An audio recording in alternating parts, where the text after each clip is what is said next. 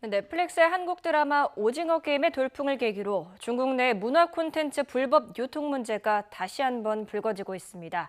정부가 중국 내 콘텐츠 불법 유통에 대한 모니터링을 강화하면서 적극 대응을 예고한 가운데 민간단체도 글로벌 고발 캠페인에 나섰습니다. 이교준 기자의 보도입니다. 한국 드라마 오징어 게임을 버젓이 불법 유통하고 있는 중국의 한 인터넷 사이트입니다.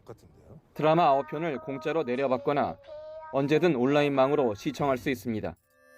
오징어 게임의 폭발적 인기에 힘입어 넷플릭스 서비스가 제공되지 않는 중국에서 이 같은 불법 사이트는 꾸준히 늘고 있습니다. 중국의 무려 60개 개 사이트에서 불법으로 유통이 되고 있는 걸로 저희도 파악을 했습니다. 이에 정부는 중국 당국에 저작권 침해 문제를 지속적으로 제기하는 등 적극 대응할 방침입니다.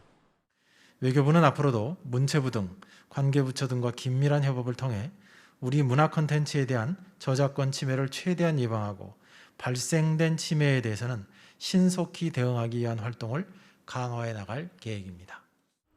이를 위해 지식재산권 보호 중점 공간으로 지정돼 있는 주중 대사관과 상하이 총영사관 등 6개 공간을 중심으로 저작권 침해에 대한 모니터링을 강화하기로 했습니다.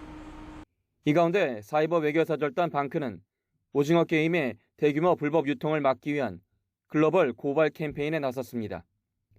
디지털 포스터를 제작해 SNS에서 배포하며 중국 당국이 불법 사이트 전수조사에 나서 관련자들을 강력히 처벌할 것을 촉구했습니다. 피와 땀을 흘린 건 한국인데 여기에 대해서 돈을 버는 건 중국인 거죠.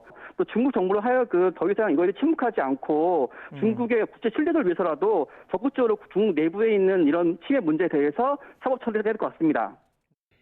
2016년 사드 배치 결정 이후 중국에서 한국 드라마나 영화 상영에 대한 규제 기조는 여전한데 지식재산권 불법 유통 적발 건수는 최근 5년간 8만 5천여 건으로 전체 국가 중 가장 많습니다. YTN 이교준입니다.